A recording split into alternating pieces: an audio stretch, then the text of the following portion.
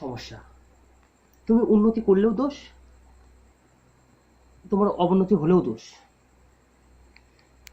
তুমি যখন সাদামাটা সরল সাদাসিধে ছাপোষা জীবনযাপন করবে না, তখন তোমার সাথে কেউ মিশবে না। তোমাকে দেখলেই তারা পালাবে। এই কোথাকার একটা ফালতু ছেলে চলে এসেছে, কোনো পার্স নেই, জঞ্জাল একটা, দেখা হলেই তো টাকা চাইবে বা কিছু খেতে চাইবে, শুধু দাও দাও বলবে, দিয়ে দিয়ে বলবে। এর সাথে কে মিশবে? এর তো কোনো পার্সই নেই। শালা কোথাকার একটা সমস্যা চলে এসেছে আমাদের মধ্যে, এর সাথে দূরে থাকাই শ্রেয়। কোনো একটা স্ট্যাটাস নেই, কোনো ঠাঁট বাট নেই, ক্লাস নেই, একে দূরে সরিয়ে দেয়, পাত্তাই দেবে না কেউ। এই সেই তুমি যখন ইমপ্রুভ করবে, উন্নতি করবে, সেই লোকগুলোই তখন তোমার হিংসা করবে। এর তো বিশাল ব্যাপার, বাড়ি গাড়ি নারী সব হয়ে গেছে, কি করে হলো এত ডেভেলপ? ব্যাপারটা তো নিশ্চয়ই কোনো দু নম্বরই করছে, কিংবা কি করে কোনো একটা কিছু পেয়েছে, মাল্লু পেয়েছে কারো কাছ থেকে, বা এত সে বাঁকা চোখে দেখবেই।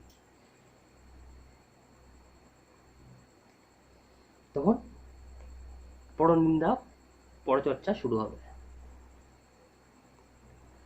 যে পরনিন্দা বলতে কি, তুমি পর, তোমার নিন্দাই বা তোমার চর্চাই শুরু হবে, কানাঘোষা হবে। শালা কি করে করলো রে, ভাবতেই পারিনি, এ হলো কি করে। এই আলোচনা চলতে থাকবে। তুমি তাদেরকে যদি কথাও বলো, সে তোমাকে কথা বলবে না, এড়িয়ে চলবে। যে এতটা তো আশা করিনি, কি করে হলো। এক মহা সমস্যা সোসাইটিতে। পুরো কনফিউজড হয়ে যাবে তুমি তখন, যে এ কি হলো, আমার কিছু ছিল না তখনও বন্ধু নেই, কিছু যখন হলো তখনও বন্ধু নেই, তখনও আত্মীয় স্বজন নেই, এখনো আত্মীয় স্বজন নেই।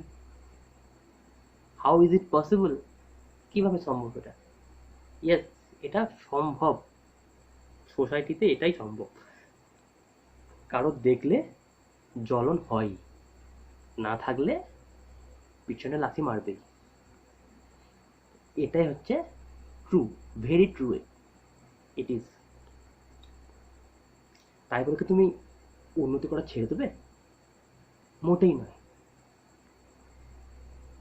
আরে করুক না হিংসা, তোমার যত হিংসা করবে তুমি তত ইমপ্রুভ, মানে তোমার তোমার তত ইমপ্রুভমেন্ট হবে, তুমি তত ইমপ্রুভ করবে লাইফে। তুমি যত সমস্যার মুখোমুখি হবে, তুমি তত এগিয়ে যাবে। যখন আমার কিছু ছিল না, একদম পায়ের নিচে রাখতে, তখনকার থেকে এটা অনেক বেটার।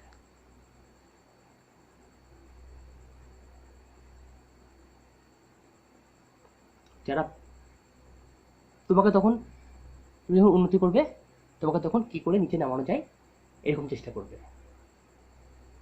যেন তেন প্রকার এনো তোমার পিছনে লাগবে।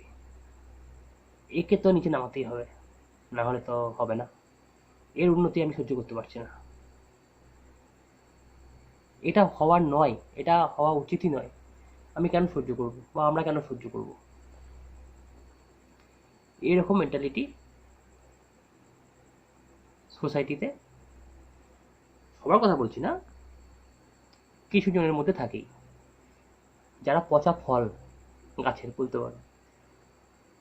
তাদের অলওয়েজ কাজ হলো কি করে কারোর পিছনে লেগে কাউকে টেনে হিঁচড়ে নিচে নামাবো। কিন্তু তারা জানে না যে পচা ফল নিজে থেকেই গাছ থেকে পড়ে যায়। তোমার পিছনে লাগুক না,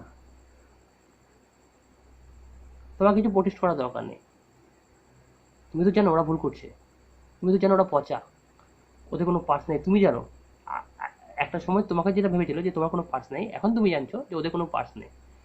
তখন তোমার বিচার বিবেচনা করার বুদ্ধিটা ছিল না, তখন তোমার টাকা পয়সা ছিল না, বা তখন তুমি অতটা ম্যাচুরিটি আসেনি কেন, তুমি তখন সেই পর্যায়ে ছিলে না।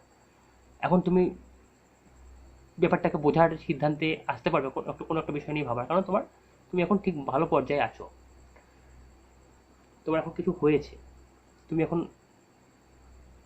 ঠিকঠাক মাথার উপর ছাদ পেয়েছো, বা কিছু ভালো আরামে স্বাচ্ছন্দ্যে সুখে স্বাচ্ছন্দ্যে আছো। ভাবনার চিন্তা ভাবনাগুলো মানে ভাবার বিষয়টাই তুমি চিন্তা করতে পারবে। তখন তোমার পেটের খাবারই জুটতো না, তো চিন্তা করবে কি করে? তো তখন এখন তুমি ভাবতে পারো যে পচা ফলগুলো গাছ থেকে অটোমেটিক্যালি পড়ে যাবে, আমার কিছু বলার দরকার নেই। তুমি তোমার দিকে তোমার লক্ষ্যে এগিয়ে যাও, নিজের কাজে সৎ থাকো, অনেস্ট থাকো, নিজের একটা পার্সোনালিটি গ্রো করো, কারো ক্ষতি করবে না, নিজের একটা ইমেজ নিয়ে চলো। ওরা সমাজের কীট বলতে পারো, ওরা কয়েকদিনের জন্য এসেছে পৃথিবীতে, এটা ভাবো। আমি মরে যাওয়ার কথা বলছি না ওদের, ওরা নিজে থেকেই ডাউন হয়ে যাবে, পরবর্তীকালে বুঝতে পারবে যে ওরা কতটা ভুল করেছে। তাই ওদেরকে আমি পচা ফলই বললাম, বা সমাজের কীটই বললাম।